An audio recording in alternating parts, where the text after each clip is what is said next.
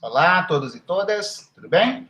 Estamos aqui para as nossas próximas aulas, para essa nossa aula dupla do curso de Física Matemática Avançada, nossas aulas de números 31 e 32, tá?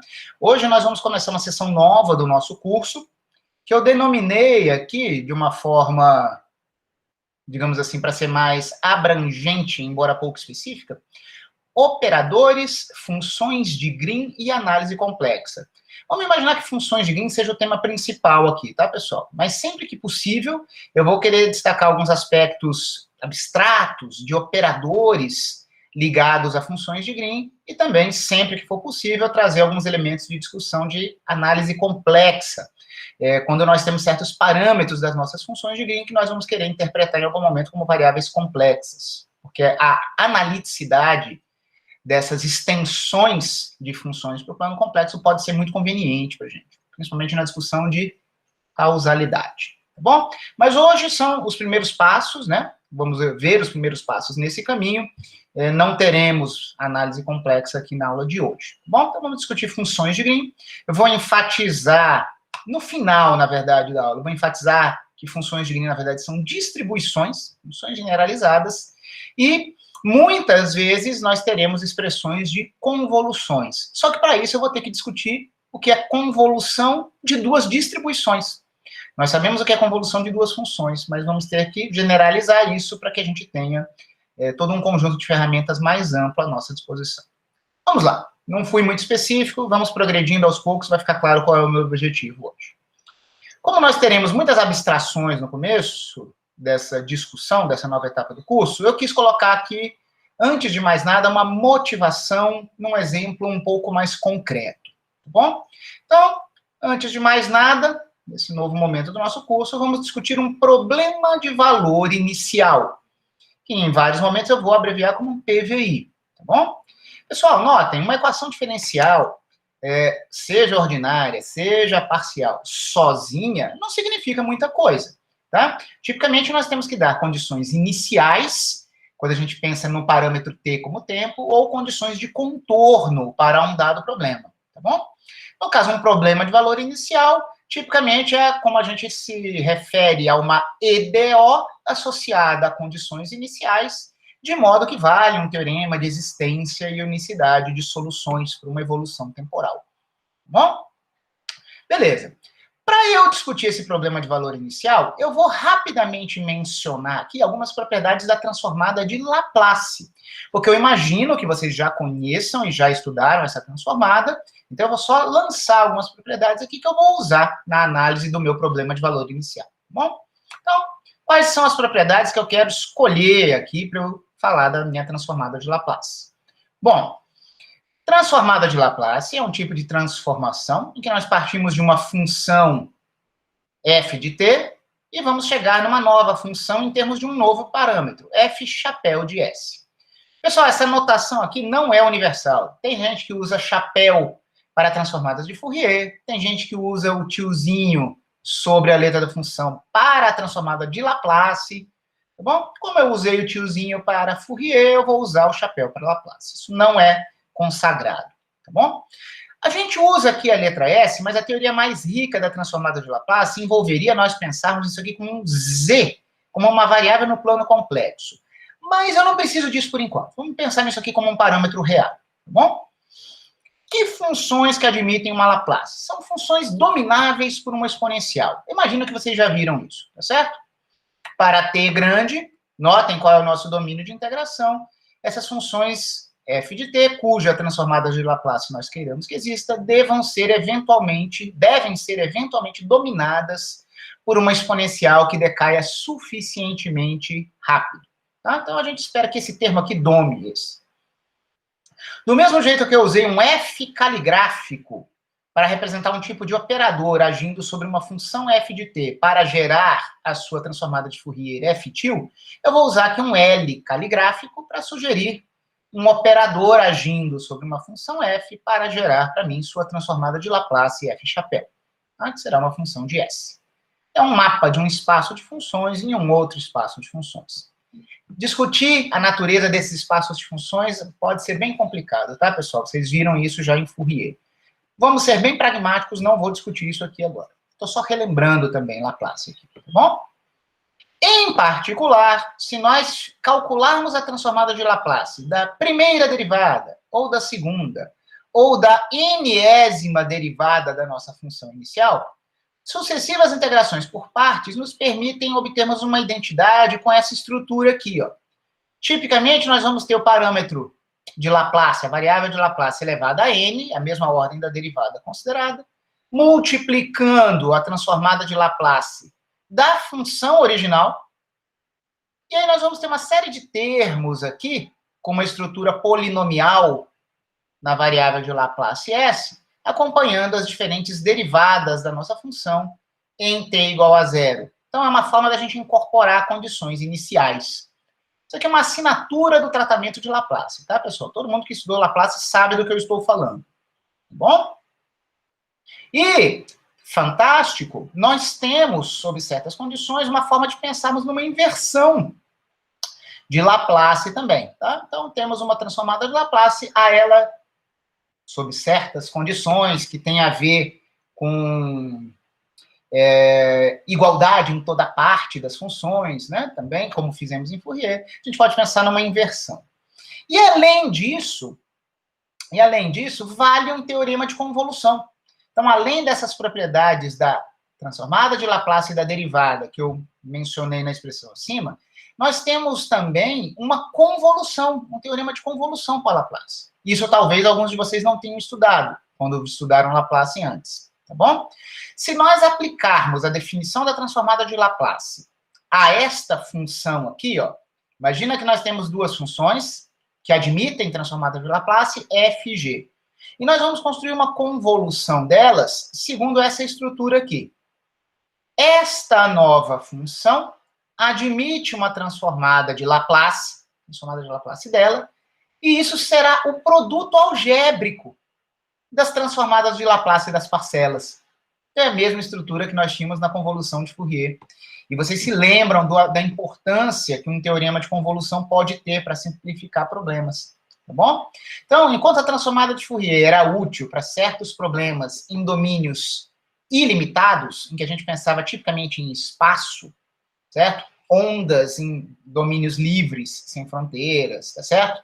Ou barras infinitas, onde o calor se propagava, ou onde ocorriam processos de difusão, problemas livres de fronteira, transformada de Laplace é a melhor ferramenta quando nós temos domínios semi-infinitos. Temos uma extremidade no nosso domínio e no outro lado é ilimitado. No caso aqui, a gente normalmente interpreta isso em tempo. Por isso que ela vai ser, a transformada de Laplace, útil para os nossos problemas de valor inicial. Tempo inicial, e eu vou para tempos arbitrariamente grandes. Tá bom? E aí, vocês devem reparar, vocês devem lembrar da convolução de Fourier e devem notar que tem uma diferença aqui. Primeira diferença, nós não temos um fator 1 sobre raiz de 2π, porque na transformada de Laplace nós não temos preocupações com possíveis convenções e onde vão parar os nossos fatores 1 sobre 2π. A maior diferença é que na Fourier nós íamos de menos infinito, na nossa variável do mundo transformado, até mais infinito. Mas Laplace é particularmente relevante para problemas de valor inicial, em que os nossos sinais, digamos assim, não estão definidos para tempos negativos, e também nós não podemos ver influência de um sinal sobre outro vindo do futuro para o passado, ok? Isso não pode acontecer. Então, na prática, nós não vamos de menos infinito a mais infinito, nós ficamos aqui no intervalo temporal de 0 a t. Notem que esse domínio para a minha variável muda de integração psi faz com que tanto f quanto g só tenham argumentos entre 0 e t.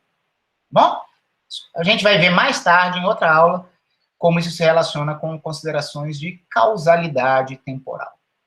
Mas a mensagem importante aqui é: vale um lindíssimo teorema de convolução, em que esse objeto, que pode parecer muito complicado, mas no mundo transformado, aqui no caso da variável S, nós temos um produto algébrico simples das nossas transformadas. Então, eram essas duas propriedades que eu queria relembrar de Laplace, imaginando que vocês já viram isso. Convolução, embora haja uma pequena adaptação em relação a outras transformadas, e transformada de derivada. Por quê? Porque nós vamos aplicar isso a um certo PVI. O PVI ilustrativo que eu escolhi para a gente discutir aqui, pessoal, é esse aqui. Ó. Imagine a seguinte equação diferencial. A, B, C constantes reais. Vamos imaginar que pelo menos o A seja diferente de zero, para que a gente nunca tenha dúvida de que isso é uma EDO de segunda ordem, não homogênea, e com condições iniciais homogêneas, tá? Vocês vão ver que, na verdade, isso não é tão restritivo. A gente já vai levantar essa condição daqui a pouco, tá bom? E temos aqui um forçamento, um termo não homogêneo. Beleza? Vamos calcular a solução geral, nem que seja qualitativa para esse problema, para quaisquer A, B e C. Nós vamos aplicar a transformada de Laplace a ambos os lados dessa nossa EDO. E olha o que vai acontecer. Transformada de Laplace da derivada segunda tem uma estrutura, como eu relembrei com vocês ali em cima, ó, em que nós temos uma dependência aqui de S, a derivada da segunda ordem, S ao quadrado, vezes a transformada de Laplace de x, menos outros termos que carregam as condições iniciais. Tudo isso, ó, é Laplace de x, dois pontos. Então, A vezes ele, porque o operador de Laplace é linear, certo? Então, a constante A fica aqui aguardando. Mais B, transformada de Laplace da primeira derivada, obedece essa expressão aqui, mais C, transformada de Laplace da solução ou resposta que nós procuramos. Aqui eu não preciso de identidade nenhuma, só que a gente tem que igualar isso à transformada de Laplace do forçamento. Pessoal, o fato de eu ter escolhido essas condições iniciais homogêneas, quer dizer que vai matar tudo isso aqui, ó. Vai ficar simples, isso aqui vai para zero, isso aqui também, isso aqui também. E nós poderemos isolar a transformada da resposta da nossa EDO dessa forma aqui. Nós vamos ter a transformada do forçamento lá do lado direito aguardando e vai ter passado dividindo aqui para o denominador o termo A sobre S quadrado mais BS mais C. Tá bom? Pessoal, o que é fantástico aqui é que a resposta do nosso sistema, a nossa solução transformada, será um produto algébrico da transformada do forçamento por uma função que não tem nada a ver com o forçamento. Notem que essa expressão depende apenas de A, B e C. E A, B e C, elas representam a dinâmica intrínseca do sistema, da estrutura de evolução temporal do sistema, independe do forçamento. Produto algébrico de transformadas, é óbvio que nós vamos pensar numa convolução. Vamos só dar um nome para esses objetos aqui. Eu vou chamar esse objeto aqui, ó, de transformada de Laplace de alguém. Eu vou imaginar que existe uma função gzão de t. Estou escolhendo esse G maiúsculo aqui, porque eu já sei o que eu vou querer obter lá na frente, tá bom? Então, vejo aqui uma certa função de S, vou imaginar que ela seja a transformada de Laplace de uma função gzão de t. Gzão chapéu de S é a transformada de Laplace de uma gzão de t. Isso não depende do forçamento. Produto de duas transformadas quer dizer que esta é a transformada de Laplace de uma convolução. Convolução de quem? Das funções. Uma delas que tem como transformada a transformada de f, então uma delas é f, e a outra delas é a transformada de g. Então é g, é a convolução de gzão com fzinho. Vejamos. Principalmente os engenheiros, pessoal, eles estudam o que eles chamam de dinâmica de sistemas, ou teoria de sistemas, certo? Eles chamam a função G chapéu de função transferência. Eles chamam de função transferência, certo? Porque ela pode ser, como ela depende de S, ela pode ser a transformada de Laplace de uma função. Eu vou chamar a função G de t, cuja Laplace seria a G chapéu de S, eu vou chamá-la também de função, a G de t, tá? Eu vou chamar de função resposta impulsiva ou função de Green. A função transferência é a transformada da função de Green. E a função de Green também é conhecida como função resposta impulsiva. Tá bom? Ora, pela convolução, pelo teorema de convolução, eu sei agora obter quaisquer soluções particulares do meu PVI por convolução. Como que era a minha convolução no contexto de Laplace? Eu integro de 0 a t.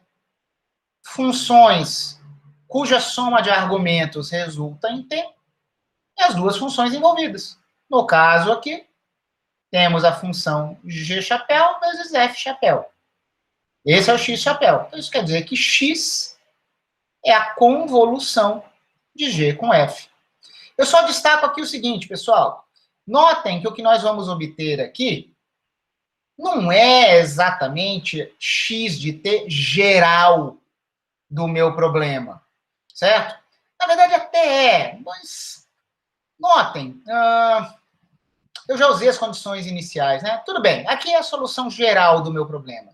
É que quando eu for reinterpretar isso, eu vou preferir chamar isso de uma solução particular. Aguardem mais um pouquinho. Se vocês se incomodarem com esse P de particular aqui nesse primeiro momento, só percebam que isso aqui é muito natural, tá? Nós vimos que o x chapéu é produto de duas Laplaces, quer dizer que a função x de t original é a convolução das funções envolvidas lá naquele produto, tá bom? G chapéu vezes F chapéu. Professor, o que você quis dizer com essa história de solução particular? Aqui eu vou fazer um pequeno comentário, digamos assim, adjunto, lateral. Não é exatamente sobre a natureza da função de Green, mas sobre a natureza do princípio de superposição, tá? Porque alguém poderia dizer, as condições iniciais ajudaram muito, você fez todo mundo se anular. Isso aí que você achou é muito específico, isso não é geral. Eu discordo, eu argumento aqui para vocês, é geral sim. Por quê? Essas condições iniciais que eu adotei, elas são só para facilitar a minha vida. Eu posso tratar condições iniciais não homogêneas quebrando um problema geral.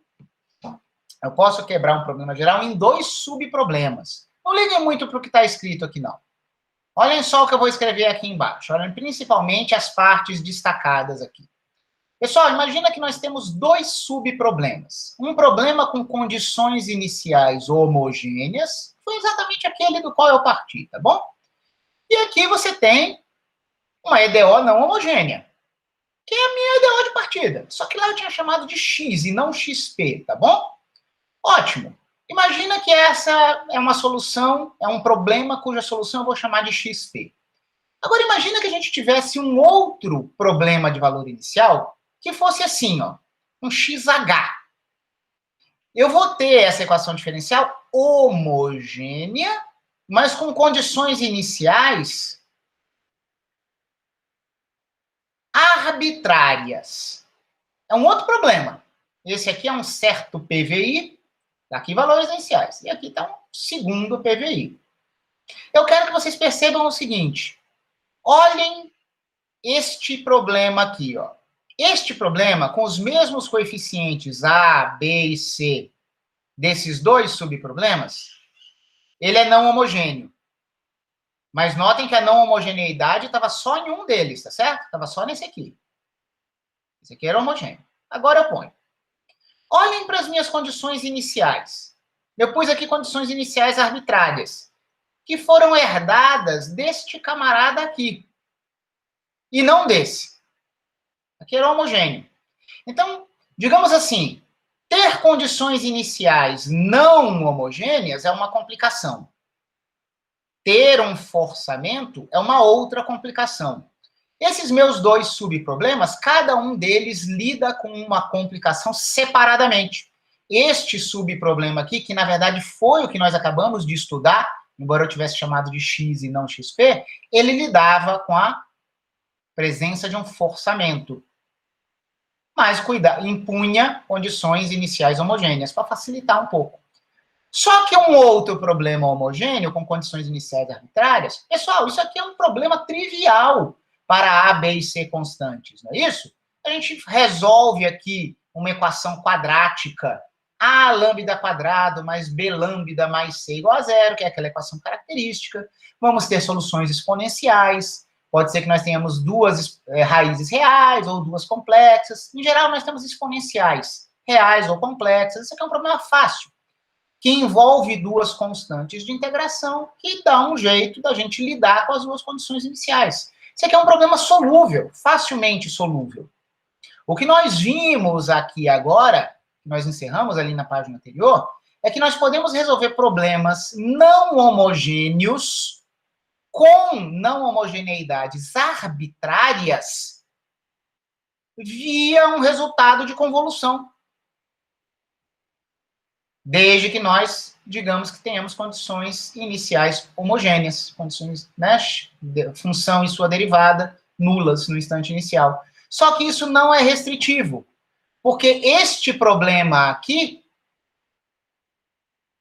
com as duas complicações ao mesmo tempo, ele pode ser resolvido assim. Ele é simplesmente a superposição destes dois problemas. Esse é um tipo de superposição que às vezes a gente não discute muito, com muito cuidado em física. Às vezes nós temos duas soluções de uma homogênea e a gente mostra que soma das duas, ou combinação linear das duas, também resolve a homogênea. Ou nós temos um termo não homogêneo que ele é uma soma.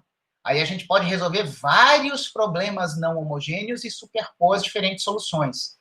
Nem sempre em física a gente vê usarmos o princípio de superposição para darmos conta de diferentes condições iniciais. Por isso que eu achei ilustrativo mostrar isso para vocês. Eu gostaria que vocês verificassem aqui por inspeção que isso aqui realmente vai resolver o nosso problema. Por quê? Se nós fizermos AXH dois pontos mais BXH ponto mais CXH, isso é zero. E isso não ocorre com esse XP.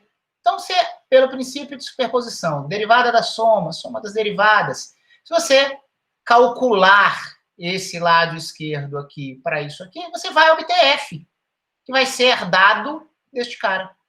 E quando você tentar jogar as condições iniciais, você vai obter isso aqui. Só que ele vai ser herdado do segundo subproblema. Verifiquem isso com mais calma, tá bom? Eu só estou destacando isso para enfatizar que, embora nós tenhamos recorrido a condições iniciais homogêneas, na verdade, nós temos ferramentas aqui para resolvermos qualquer problema de valor inicial, com qualquer tipo de condição inicial, porque o formalismo com aquela convolução da função de Green vai nos dar a solução particular, mas nós temos que imaginar que a solução homogênea já estaria acessível por solução simples de equação característica, de soluções exponenciais básicas, tá bom? Por isso que eu, no final aqui da nossa discussão, escrevi XP e não X de T. Bom, perdoem-me pelo desvio, que não tem a ver necessariamente com função de Green, vamos voltar a falar de funções de Green. Pessoal, então, ó, qual é o objetivo de uma função de Green num problema de valor inicial?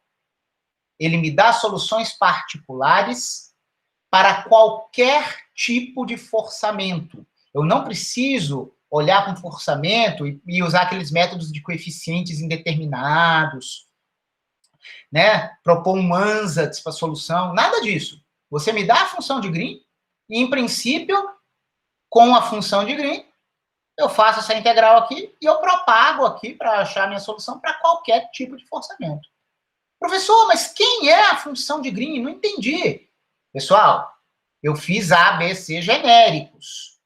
Num problema dado, A é um número, B é um número, C é um número, e isso aqui é uma estrutura quadrática, dá para brincar com frações parciais aqui e fazer uma inversão de Laplace para nós chegarmos em grandezas conhecidas, por exemplo, tabeladas, e aí a gente pode saber qual é a função que teria aquilo lá como transformada. Ou fazemos uma integração no plano complexo, como eu vou ensinar para vocês numa aula futura. O fato é, eu tenho A, B e C, eu teria uma forma muito bem definida para a minha transformada de Laplace da minha função de Green, que eu chamo de função transferência. Tem uma forma para a função transferência. E aí, existem métodos para nós invertermos isso. Não é o meu foco discutir esses métodos aqui hoje. Mas ela é obtenível, ela pode ser obtida, certo? E ela expressa características intrínsecas do sistema e não do forçamento.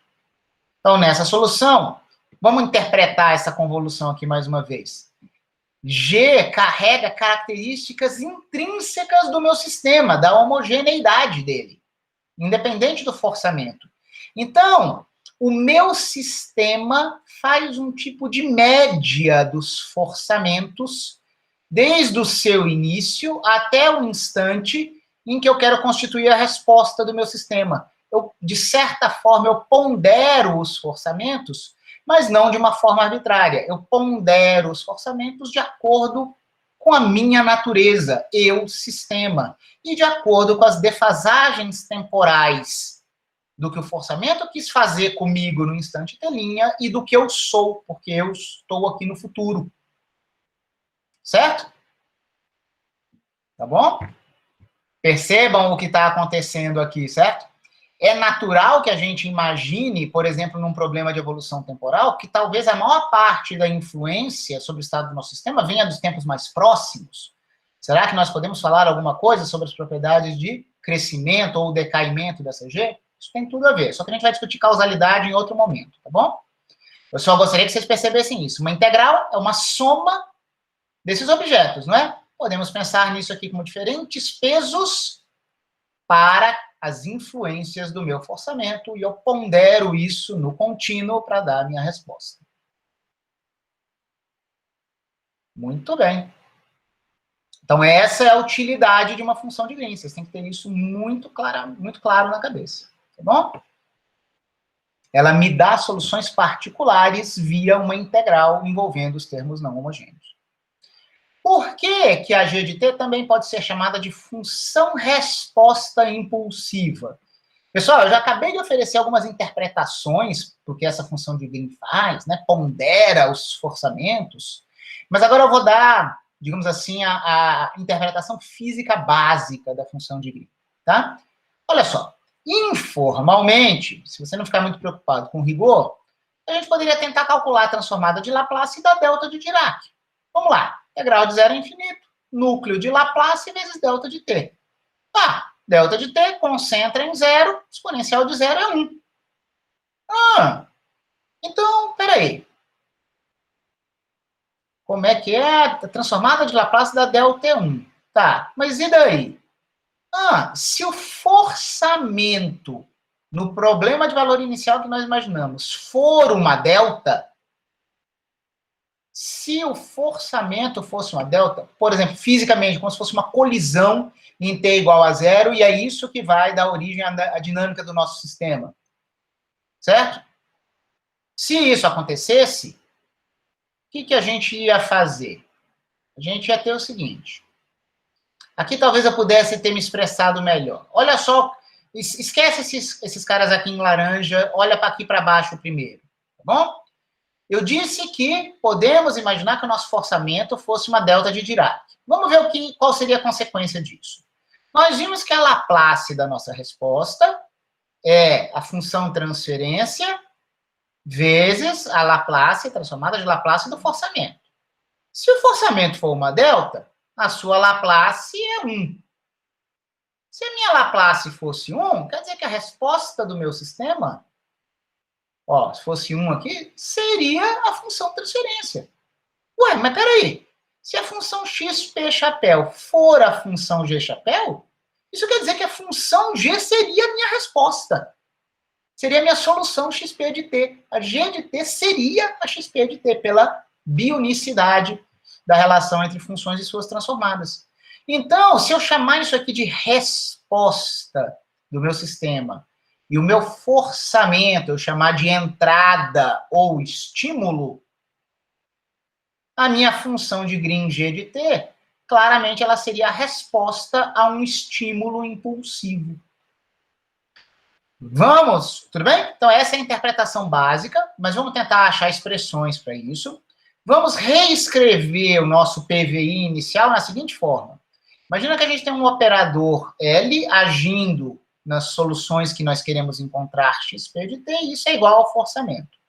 E eu vou ter chamado esse operador L, L é simplesmente uma representação para esse operador diferencial formal aqui, A, D2, DT2, mais B, DDT, mais C. Realmente, quando esse cara agir numa função x de t, Eu vou ter AX dois pontos, mais BX ponto, mais CX.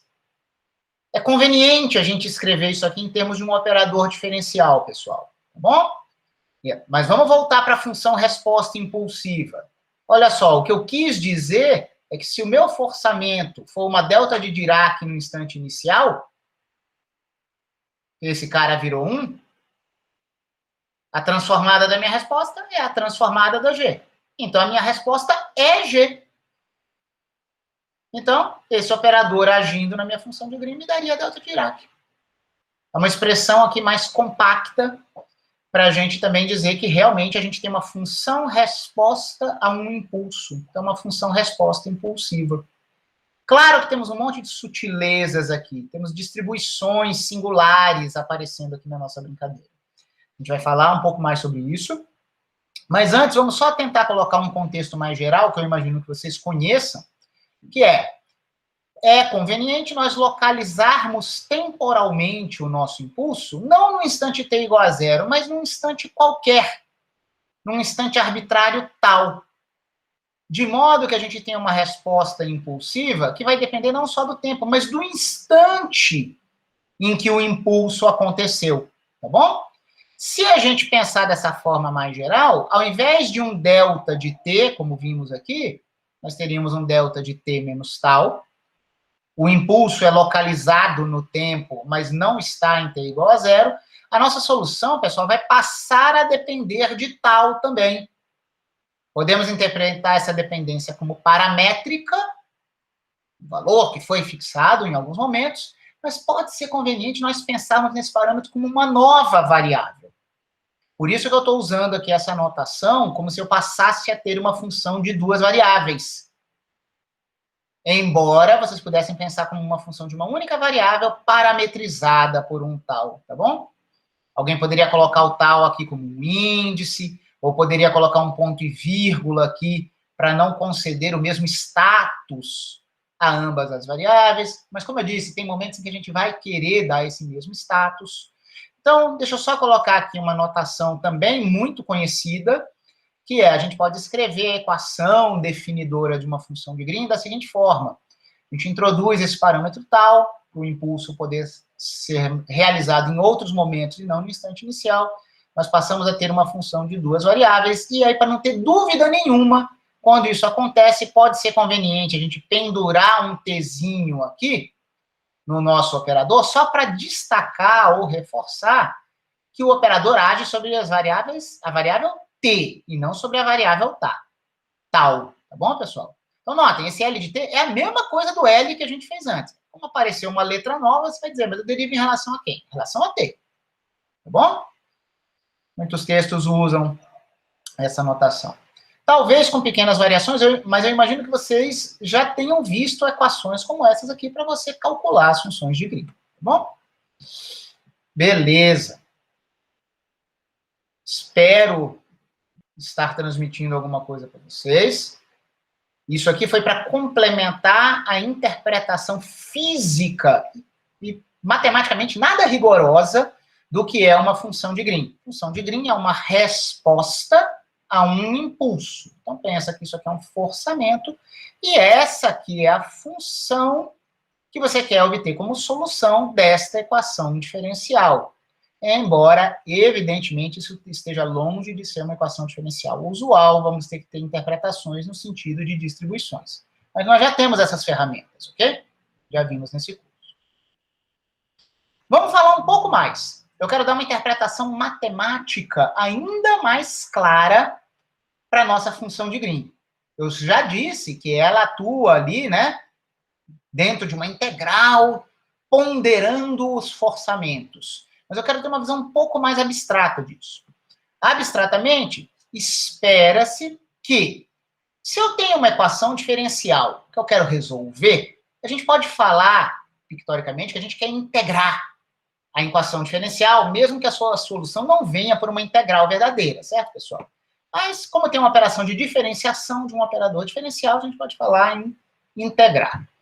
Então, abstratamente, espera-se que o inverso do operador diferencial L, se existir, Se eu diferencio, eu quero integrar para achar a solução. Todo problema tem solução? Depende. Depende das condições iniciais, das condições de contorno, mas a gente quer tratar problemas solúveis. Mas espera-se que o inverso do operador diferencial, se existir, seja algum tipo de operador integral. Se você tem um operador diferencial, o seu inverso tem que ser algum tipo de operador integral.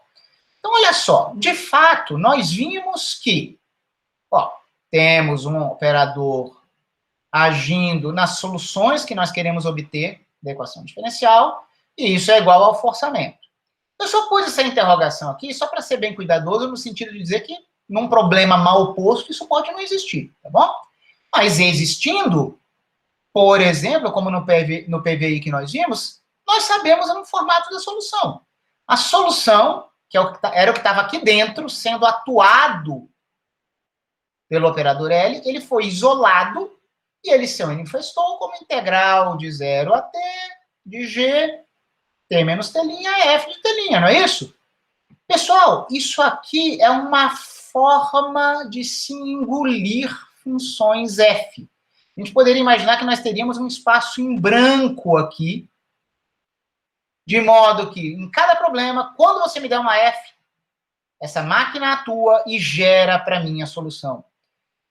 Como esse termo ficaria aqui esperando, nós podemos colocar combinações lineares dessa f aqui, e pela linearidade da integral, nós vamos ter uma linearidade dessa máquina.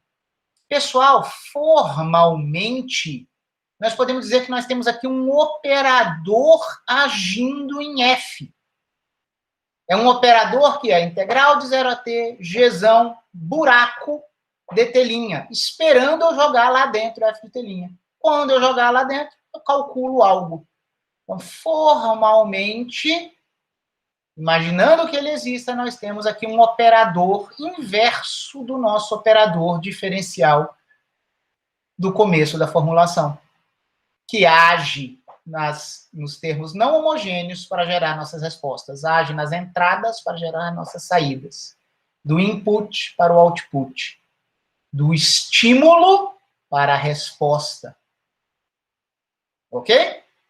Então, uau, peraí, então eu tenho um operador inverso que engole a f, e a receita com que esse operador f é, pegue a f, multiplique por g e integre. Então, peraí.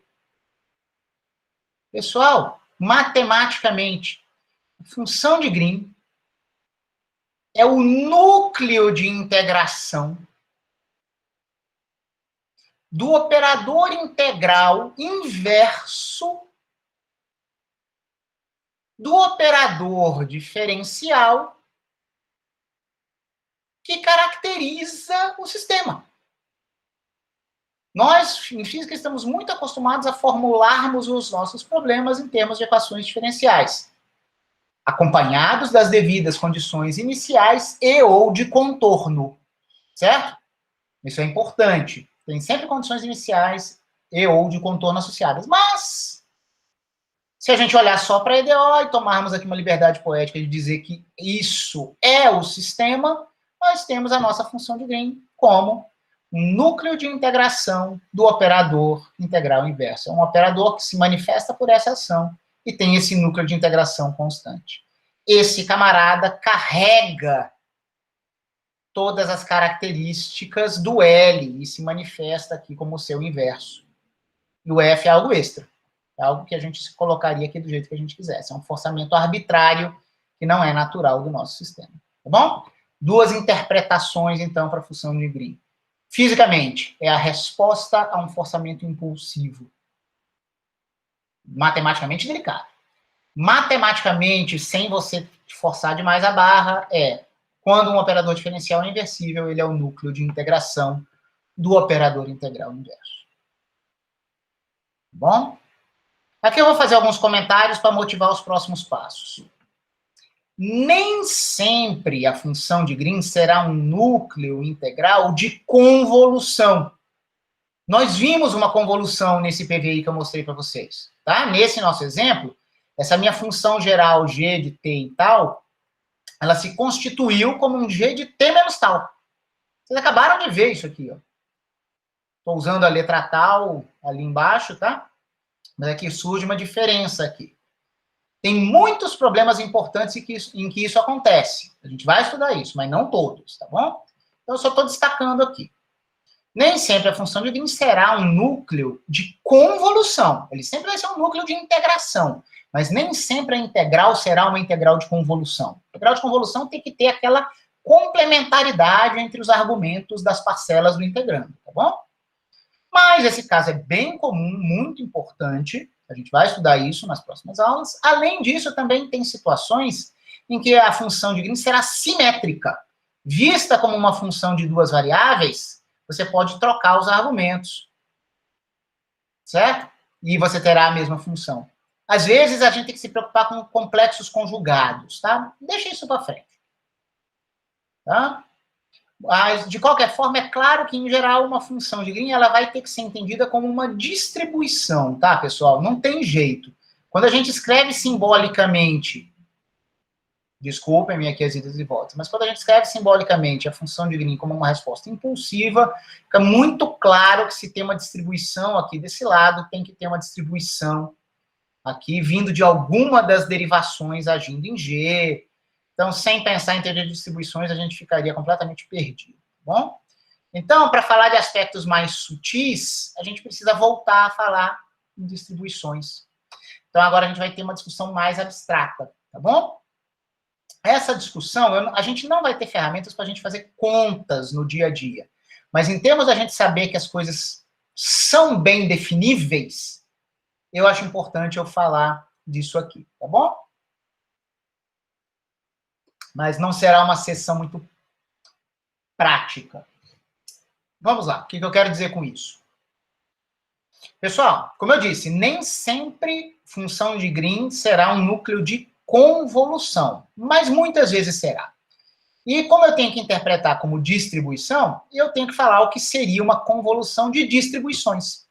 Então, pelo menos eu tenho que apresentar essa ideia para vocês, só para a gente saber que o problema admite uma boa colocação, certo? Um bom enunciado. Ok. Pessoal, mesmo para funções usuais, nem sempre existe uma função de convolução. Tudo tem a ver com a natureza das funções, se ambas estão bem definidas quando a gente faz aquela complementaridade dos argumentos, tá bom? Mesmo assim, felizmente, a gente consegue complicar a parada, irmos para funções generalizadas, e ainda assim a gente consegue obter, sob condições bem razoáveis, um teorema de convolução. Então vamos lá, eu vou falar 2 pontos aqui para vocês, tá? Que eu marquei aqui como 1 e 2. Primeiro ponto é, o que é uma convolução de distribuições? O que seria isso? Preciso definir, tá? E o segundo ponto será, o que é um teorema de convolução para distribuições? Tá? Primeiro eu tenho que criar uma convolução. E depois eu vou ter que fazer uma transformada na convolução para ver o que brota. Tá bom? Na dúvida, isso aqui é bem abstrato, vamos considerar como um tópico extra aqui no curso, certo? Mas se algum dia você tiver qualquer dificuldade, eu quero que isso aqui seja um ponto de referência para você vir buscar informações, tá bom? Olha só. Dadas duas distribuições S e T, vocês devem se lembrar, né, pessoal, quando a gente estudou distribuições, poucas semanas atrás. D' é o dual topológico do espaço das funções teste. É o espaço das distribuições, certo? Então, funções teste, como essa H que vivem num espaço que a gente chama de D. Tem o dual dele, a gente pega só os caras contínuos, gera esse dual topológico, é o espaço das distribuições. Então, dadas duas distribuições, nós vamos definir a convolução de duas distribuições da seguinte forma. Vai ser uma nova distribuição, caracterizada pelo quê? Quando ela engolir uma certa função teste, o resultado será sempre o mesmo para qualquer função teste que você teria se você fizesse a ação de S de x de y por uma função teste deslocada. S de x, T de y, como é que é isso aqui, professor? Pessoal, notem que essa S e essa T podem ser distribuições quaisquer, não precisam ser regulares, mas a gente vai motivar isso com regulares, tá bom? Aguardem um pouquinho para a gente entender isso aqui melhor. E eu vou colocar aqui, vou apresentar, eu não vou deduzir isso, porque isso é extremamente complicado, a gente fugiria muito do objetivo do curso, mas eu vou dar condições suficientes para que exista a convolução de duas distribuições, antes de eu motivar melhor isso, tá bom? Pessoal, vocês se lembram o que é suporte de uma distribuição? Suporte de uma distribuição são os valores da função teste que a sua distribuição é capaz de sentir, certo? Lembra aquela história de suporte?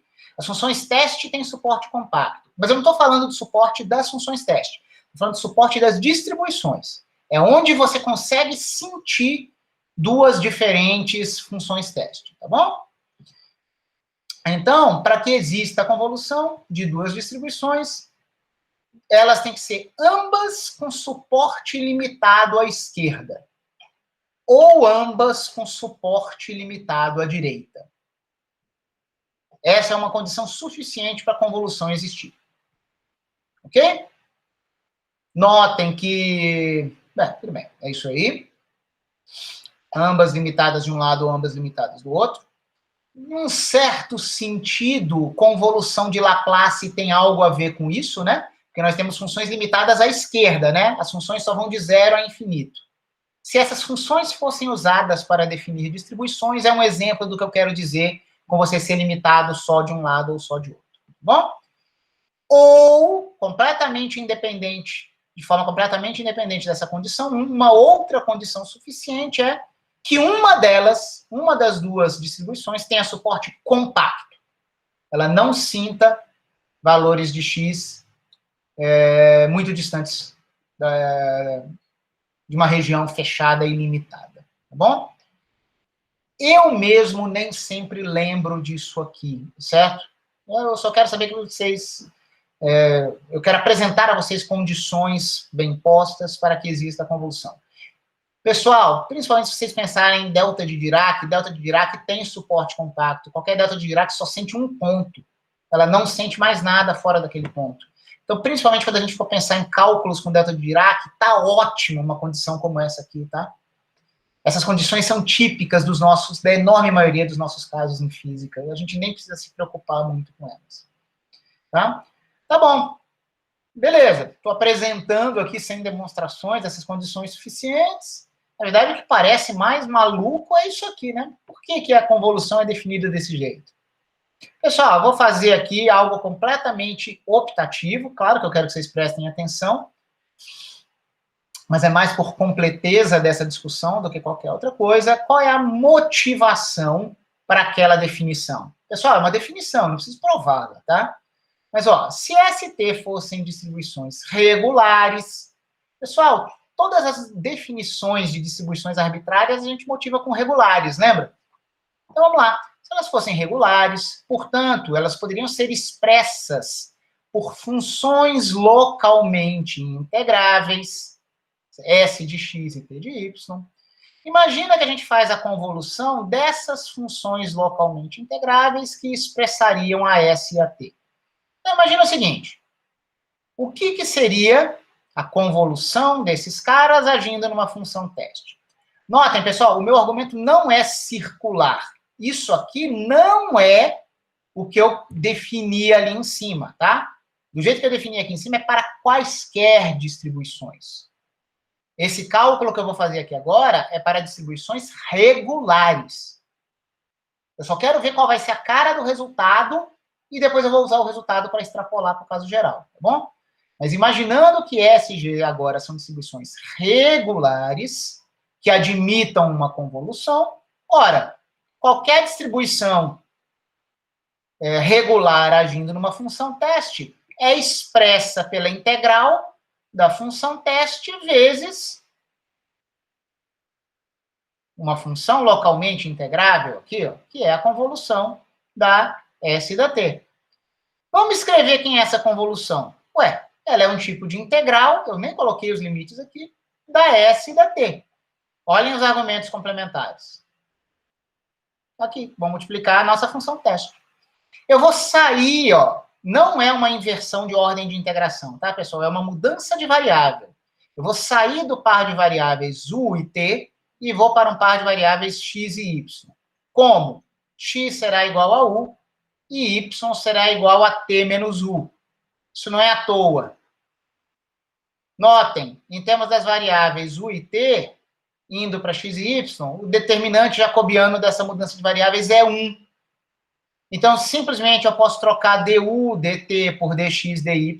Verifiquem esse jacobiano depois, tá? Posso trocar du, dt por dx, dy. S de u vira S de x, t vira t de y, e a minha h de t será y mais u, mas é x, então é h de x mais y. Então, nós estamos vendo que, vista como distribuição, formada a partir de distribuições regulares, a convolução de duas distribuições age numa função teste desta forma. Ok? Notem que isso aqui, expresso como distribuição geral, é dessa forma. Nós teríamos uma distribuição induzida em duas variáveis por esta forma, agindo nesta função deslocada, h de x mais y. Isso vale, portanto, para distribuições regulares, e aí a gente, motivado por esse resultado, define que para distribuições quaisquer, cuja convolução exista, a sua ação será a sua convolução será uma nova distribuição que terá esse efeito aqui. E veio exatamente do que a gente motivou. Tá? Eu não poderia colocar aquele resultado sem trazer motivação nenhuma. Esse aqui é um passo técnico. Pessoal, sempre que você tiver funções localmente integráveis, S de x ou t de y, ou mesmo objetos como a delta de Dirac dentro de integrais, trate tudo como se fosse a convolução que você conhece, tende a funcionar, tá bom? Operacionalmente, do ponto de vista de um físico, isso aqui que eu falei não altera o seu jeito de trabalhar. Tá? Mas eu tinha que falar formalmente para vocês o que seria uma convolução de distribuições. Não fazia sentido eu ter falado tudo que eu falei sobre distribuições e não falar isso. Tá bom, mas convolução só é legal, professor, se você puder ter um teorema de convolução. O que é um teorema de convolução diz pra gente? Diz que algum tipo de transformada da convolução será um produto de transformadas. Faz sentido isso aqui? Pessoal, eu vou falar aqui só sobre transformada de Fourier e não de Laplace, tá bom? Vocês devem se lembrar que, para nós falarmos de transformada de Fourier de uma distribuição, nós precisamos restringir um pouquinho as nossas distribuições para nós cairmos nas distribuições temperadas. Uma distribuição que não seja temperada não admite transformada de Fourier, tá bom? Mas a gente não tem grande perda. Eu falei disso para vocês lá no passado, a gente perde pouco na prática, nos casos com que nós nos deparamos na física, se nós restringimos a nossa atenção para as distribuições temperadas.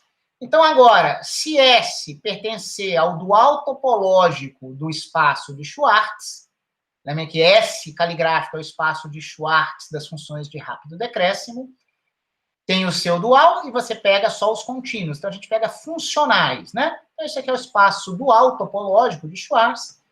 Eu estou sendo pleonástico aqui. Dizer que S pertence a isso é a mesma coisa de dizer que S é uma distribuição temperada, tá bom?